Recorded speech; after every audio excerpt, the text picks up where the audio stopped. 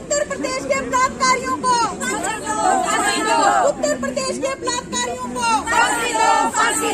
अस्सलाम वालेकुम, आदाब। आप देख रहे हैं स्टेट ऑब्जर्वर। मैं हूं आशिया खान। अभी मैं यहां पर Jammu and Kashmir national panthers party के ऑफिस के बाहर गांधीनगर में मौजूद हूं। मैं आपको बता दूं, यहां पर जो मंजू सिंह जी हैं, general secretary Jammu and Kashmir national panthers party की, उनके द्वारा यहां पर एक प्रोटेस्ट को लीड किया जा रहा है। और प्रोटेस्ट किस चीज़ को लेकर है? जो कुछ दिन पहले यूपी के हाथरस में जो रेप केस हुआ है उसको लेकर है यहाँ पर प्रोटेस्ट।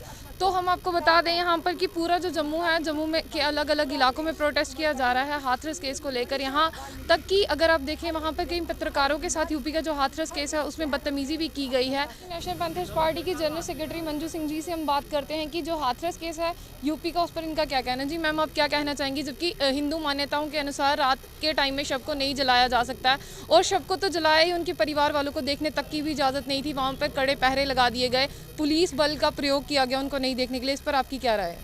देखिए, ये बहुत ही निंदनीय घटना है, क्योंकि हमारे हिंदू धर्म में तो रात को संस्कार, जब सूरज ग्रूब हो जाता है तो उसके बाद हमारे धर्म में संस्कार नहीं किया जाता।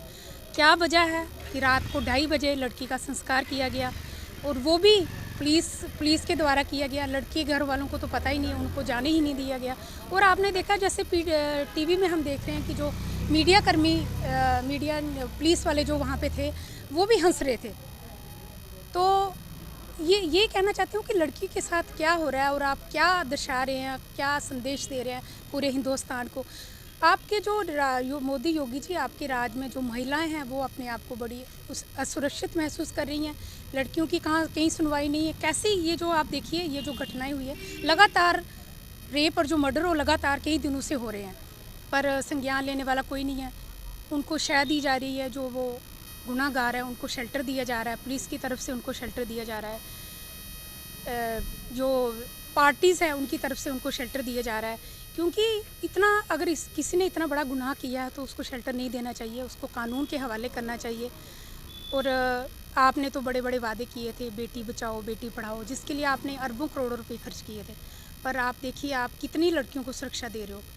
हमारे प्रधानमंत्री समय समय पर ये कहते हैं बेटी पढ़ाओ बेटी बचाओ, इतना खर्चा किया गया होर्डिंग्स पर फिर भी देखिए आप बेटी के अस्तित्व पर किस तरह से खतरा मंडराता। आए दिन यूपी में तो ये केसेस बहुत ज़्यादा तादाद में होते रहते हैं। हमारे देश में ऐसे कानून क्यों नहीं बनाए जाते कि ऐसा क्राइम करने से पहले उसकी रूह तक काम जाए? मैं तो वही कह रही थी कि ऐसा कानून बनना चाहिए, सख्त कानून, फास्ट ट्रैक कोर्ट में सुनवाई होनी चाहिए, और जल्दी से जल्दी उसको फांसी होनी चाहिए। फांसी क्या, मैं तो कहती हूँ कि चौराहे पे खड़े करके उनको गोली से भून दो, ताकि दोबारा कोई ऐसी जो क्राइम करने की है वो हिम्मत नहीं बढ़े। क्योंकि तभी लोगों की हिम्मत बढ़ती है कि जब कोई सज़ा नहीं मिलती। सालों केस चलते रहते हैं, अदालतों में चलते रहते हैं, और कुछ सुनवाई नहीं होती, तो इसलिए लोगों की हिम्मत भी बढ़ती है। और जो ये गुनाहगार है, ये आए दिन कुछ ना कुछ ऐसा हरकतें करते ही रहते हैं। एक आखिरी सवाल मेरा आपसे रहेगा, उनके परिवार वालों को पैसे की मांग की जाती है और चीज़ों की मांग की जाती है कि आपको ये मिलेगा, पर उसको इंसाफ मिलेगा, ऐसा क्यों नहीं कहा जाता? हाँ, ये आपने सही कहा, क्योंकि परिवार को पैसे की मदद की ऑफ़र दी जा रही है, पर ये नहीं कहा जा रहा है उनको कि हम लड़कियों को इंसाफ देंगे। मैं तो कहती हूँ, जिसकी भी बेटी है उसको पैसा नहीं चाहिए। जिसका अपना बच्चा होता है उसको दर्द पता होता है, उसको पैसा नहीं चाहिए बच्चे का, उसको इंसाफ चाहिए। लड़की को इंसाफ चाहिए, और इंसाफ उसको मिलना चाहिए। और ये हमारी भी, जो हमारा वुमन बीइंग है, हम भी एक बेटी होने के नाते, एक माँ होने के नाते, हम भी यही चाहें कि लड़की को जो इंसाफ मिले। और अगर इंसाफ वो नहीं दे सकते अगर लड़की को, तो फिर उनको इस्तीफ़ा दे देना चाहिए।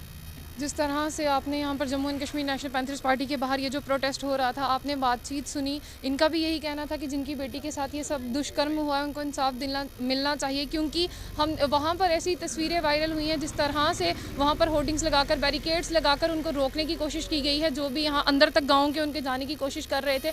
19 वर्षीय बेटी के साथ इतना बड़ा दुष्कर्म हुआ, आखिर सरकारें उसके खिलाफ क्यों नहीं बोल रही? सबने चुप्पी क्यों साधी है? पूरे देश का एक बड़ा सवाल है हमारी सरकार से, यानी हमारे जो सरकारें हैं उनसे एक बहुत बड़ा सवाल है कि इंसाफ देने के बजाय बेटी के पैसे देने की बात की जाती है। क्या उसकी इज्जत को पैसों से तोला जा रहा है? तो एक बहुत ही बड़ा प्रश्न यहाँ पर उठता है। हम सब इन सब की ये जो प्रोटेस्ट कर रहे थे आज, और पूरे देश की यही मांग है कि जो हमारी बेटी है उसको इंसाफ मिलना चाहिए। तो यही उम्मीद करते हैं कि जो हमारे देश के प्रधानमंत्री हैं नरेंद्र मोदी जी हैं, वो ऐसे कानून हमारे देश में लागू करेंगे कि जिसके खिलाफ ये जो करने वाला करने से पहले ऐसा दुष्कर्म उसकी रूह तक भी काम जाए सोच कर ही। तो ऐसी और भी खबरों के लिए